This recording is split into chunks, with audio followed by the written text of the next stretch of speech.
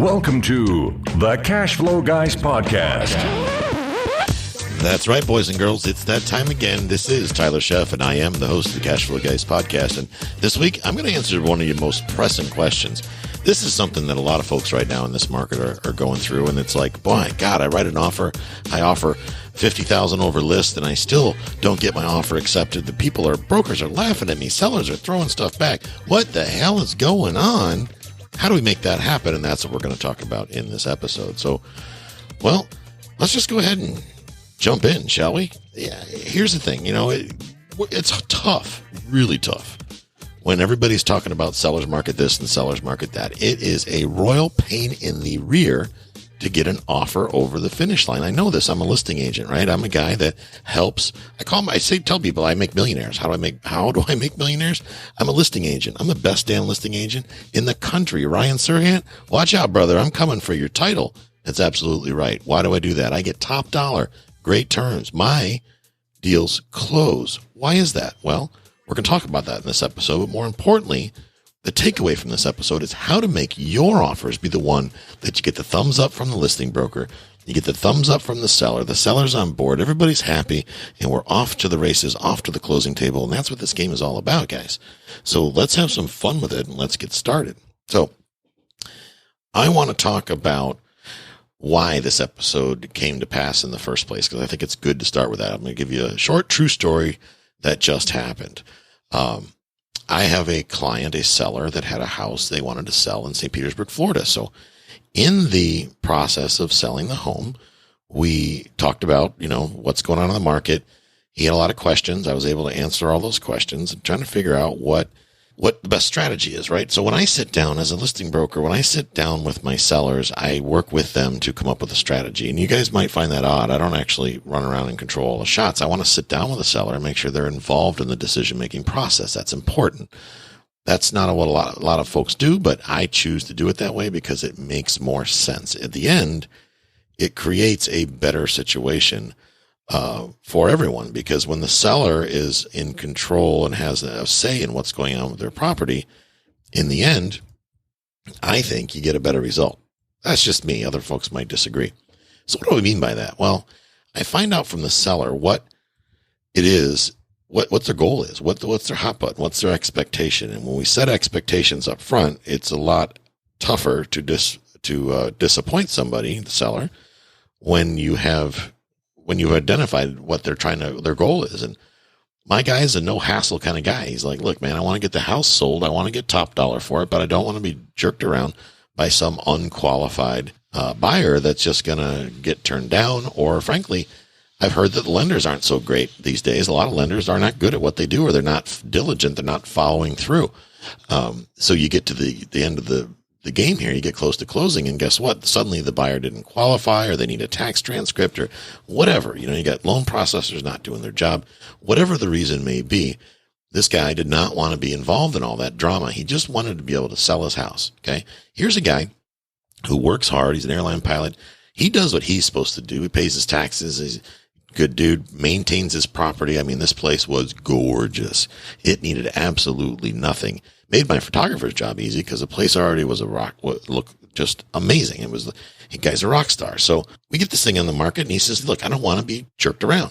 I just don't want to be jerked around by buyers or buyers agents. I want to make sure that we have a seamless transaction. I want to close this thing in a reasonable amount of time. I don't want to be dragging this out like 2 months and God knows what. So we talked about different strategies, and some of the strategies that we came up with that made sense for this house is I have a local lending partner. His name is Brian Heckman. Now, by partner, I don't own any part of Heckman Mortgage. He doesn't own anything that I own. We don't have any specific business relationship. He's a referral partner. He's someone that I refer because because I trust him. I believe in him, and then therefore I believe in his team. Brian Heckman over at Heckman Mortgage. You can go just type in Heckman Mortgage Group.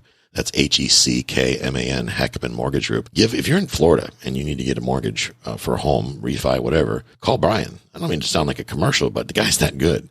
So I use Heckman Mortgage for my clients, my buyers, folks that I'm representing as a buyer's agent. I insist that they go through Brian Heckman to at least be pre-approved. And the reason for that is that I know Brian's team will get it over the finish line. He makes sure that he pulls their credit, that he checks their income, that all the due diligence on the buyer is done up front. So when Brian gives the nod and says, this guy's qualified, I can take that check to the bank. So the next part of what Brian does is he will actually call the listing agent for us and tell the listing, with the buyer's permission, of course. He checks with the client, the buyer, the borrower, make sure they're properly qualified. And then he will make a video, and then he will also call the agent and make a video for the seller, and then call the agent and explain to what degree the buyer's qualified. Obviously, if the buyer's not qualified, he's not going to do this because it won't help. But for a qualified buyer, this is huge, huge. Because what does the listing agent get? Well, the listing agent gets a warm fuzzy that this joker is going to actually qualify and he's going to get closed and it's going to be a relatively easy transaction. That's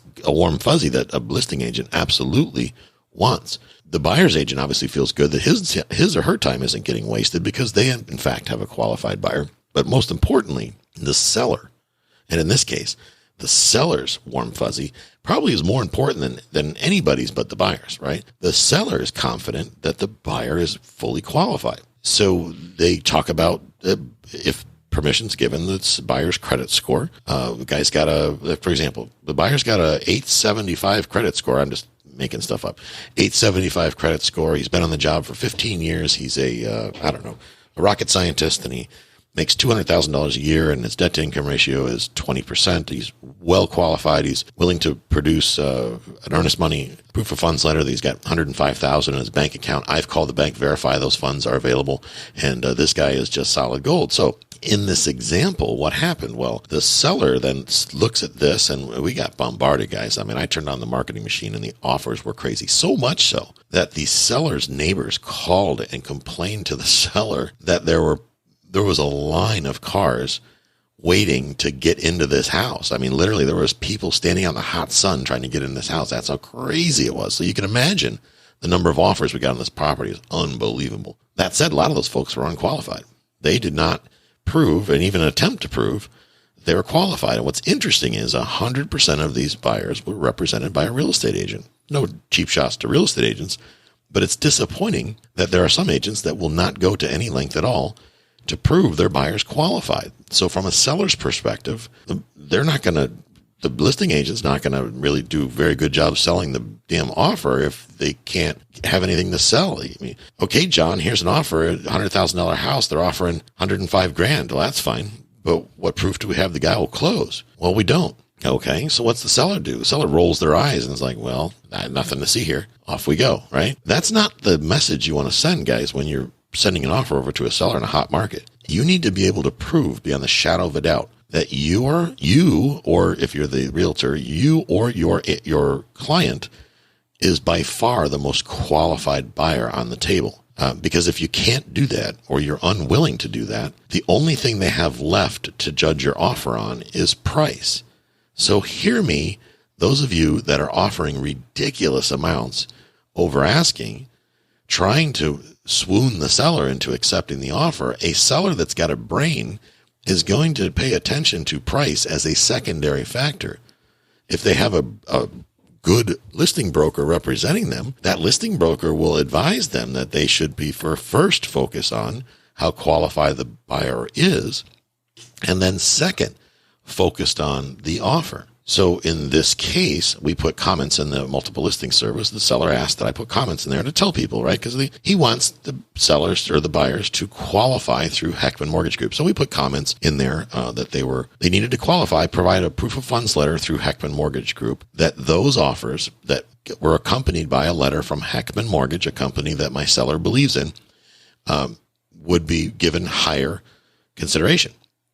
Those that choose not to follow those clues, hints, hint, hint, wink, wink. I'm telling you what it will take to garner my attention. This is the seller. Hello. Is this thing on? Hello. Yeah, I'm telling you what I will focus most on, but a lot of agents instead tended to get butthurt and go on Facebook and pout and complain and cry and all this other stuff. And it's not fair. And who is that agent to try to control who does the loan? And they didn't read the words in the simple English language that were written in the comments. They paraphrased and they come up with their own headline and then inserted their own narrative. The interesting part of this is the thing that makes me, I can't stop but laugh, is funny is they got so spun up by this, the it's not fair, oh poor me, blah, blah, blah. They overlook a couple truths. One of the truths is that my listing paid more to the buyer's agents than any other listing within a 10-mile radius of that property, which means that they would have just followed the seller's clues and simply got pre-approved by Heckman Mortgage and submitted an offer. The seller would have heavily considered the offer based on the fact that they were approved by an ethical lender. They may have got the gig, which means the buying agent, the buyer's agent, would have earned a higher commission than on selling this property than they would have selling any other property on the market. But they overlooked all that. I mean, we're talking about it was a significant difference from what's on the market, what everybody else is offering. Significant. Talk about thousands of dollars. They overlooked that and chose to get butthurt. Well, when people talk about something, good or bad, like it or hate it, it draws attention to that thing, which for us was a home run. The videos and the marketing for this property went viral because all these agents were sharing it in a negative light. Meanwhile, the smart agents, the rock star agents, they're like, oh, hell to the yeah, I'm going to put an offer on that property because I want to get more money. And the buyers are like, oh my God, if I just follow these simple clues from the seller, I may actually get to buy a property in this market. So here's what happened. The smart folks hurried up and got with old Brian at Heckman Mortgage and ran their team ragged, getting pre-approvals, and then turned in a bunch of offers. Brian Heckman, being the mortgage broker, recorded videos and sent it over to the seller and I to review, to break down how qualified each buyer was. And the seller was able to make a good decision to negotiate then with one buyer. Instead of this, everybody tell me what your highest and best is, and when you got 1 hour to respond garbage. I think that's kind of playing games. That's my opinion. The seller was then able to negotiate with what he felt was the most qualified buyer. So imagine the power in that from a selling perspective. It was huge. But what happened is that, so they created a media frenzy around my marketing, which made my marketing on this thing take off. And yes, I run paid Facebook advertising on every one of my listings. Why? Because it helps my seller get top dollar. That's why. It's what's best for the transaction, and it helps bring thousands of people to the listing to look at it, and then tons of people to the front door. They see how gorgeous the house is, and they all start writing offers. And that worked out really well. So the seller had a whole bunch of offers to look at. Some of those folks did not bother to get pre-approved by this lender. Now, keep in mind, everybody knows, I flat out said, they don't have to use the lender. They simply just need to get it pre-approved. They can use whoever they want. Because I know, and the seller knows, that if they're pre-approved by Brian, and there should be no problem with the borrower's strong, and that's what we're trying to prove. So if something goes haywire with the mortgage, all the borrower would need to do at that point, theoretically, is switch the lenders to Heckman's team, because they're clearly more confident than whoever they chose. That was, 0.25% interest lower or something like that, right? And rate, which what was interesting is the seller wound up accepting a offer that it was a lower price. I mean, we had offers that were way up there, but the seller chose the sure thing. He chose the offer that was most qualified to close, and which happened to be a lower offer price-wise. Interesting phenomenon, isn't it? So guys, if you've got a seller that has a brain and is savvy and understands that the sure bet is usually better than the pie in the sky, well, then that makes more sense. And here's an example. Let's talk about a $100,000 house, my favorite example.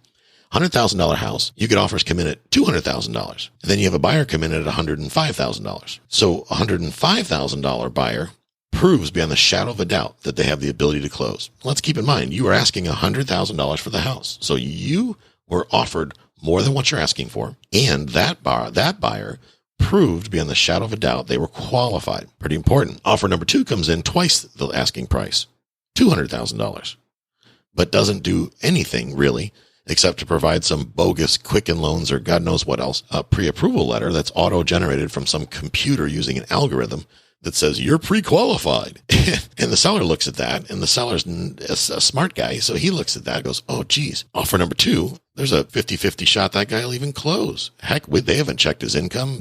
All he did was pull his credit score. So the seller looks at that and goes, well, I can take offer number 2, and if 30, 45 days from now, by some miraculous miracle, the deal closes. I make twice as much money, but I still have to worry about things like appraisal and all this other stuff to get through. But offer number 1 proved beyond a shadow of a doubt they could close. They're not much more than my asking price. Therefore, I'm confident that my property will appraise for that amount or more. So the risk profile for that offer is significantly lower and almost non-existent, to be honest with you. So think about, as a buyer, what does that mean to you?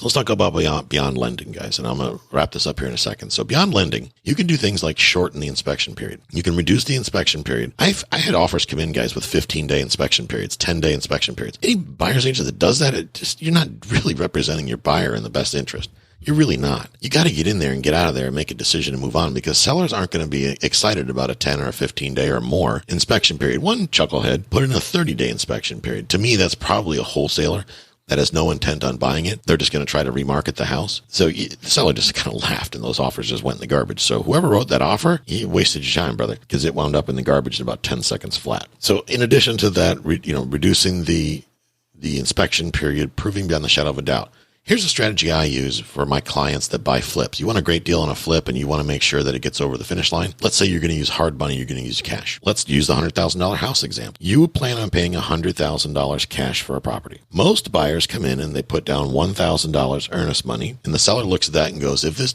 chucklehead doesn't close, the most I get is $1,000. Here's what I do. Here's my little strategy.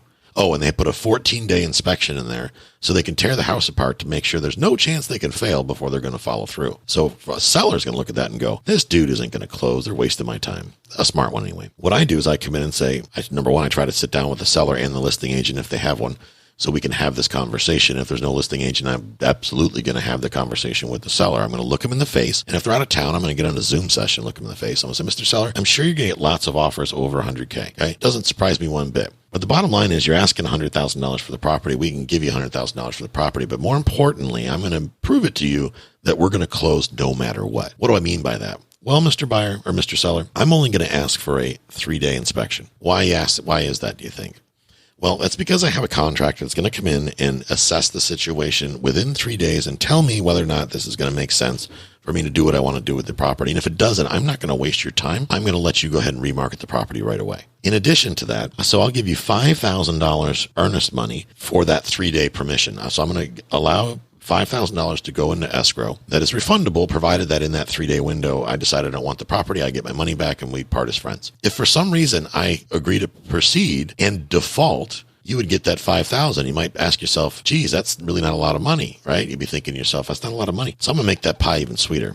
We talked about, I'm going to give you asking price for your house, $100,000. I'm going to go ahead and put $95,000 as earnest money after I approve the inspection. And I'll approve or deny the inspection within 24 hours of that end of that 3-day window. So on day 4, I'm going to tell you, yes, I want the house, and I'm going to immediately deposit $95,000 into escrow that will be held by the title company until we close. You see, that's my way, Mr. Seller, of proving to you that my client's going to close. Does it work? Absolutely. 100% of the time. Here's another way it works, guys. Instead of the $100,000, you could say, Mr. Seller, I know a lot of people are going to come in here and offer you full price.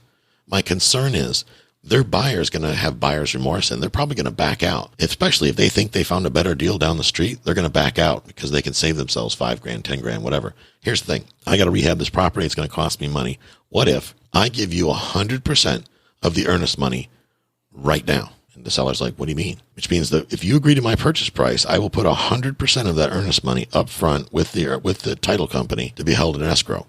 I've walked through the property. I'm comfortable with the level of rehab that I have to do. I have a lot of experience doing this.